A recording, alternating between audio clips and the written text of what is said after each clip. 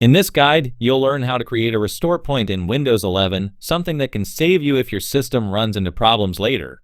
A restore point lets you roll your computer back to a working state, so it's a smart precaution before making any major changes.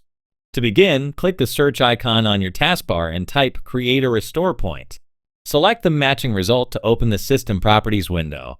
Next, locate your system drive, usually the C drive, in the list and select it. Check if System Protection is turned on. If it's off, click Configure, enable Turn on System Protection, then click Apply and OK. Once that's set, click the Create button at the bottom.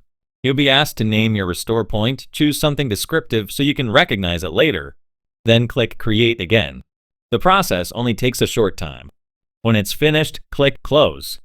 If you ever need to restore your system, return to this window, click System Restore, hit Next, and select the restore point you created.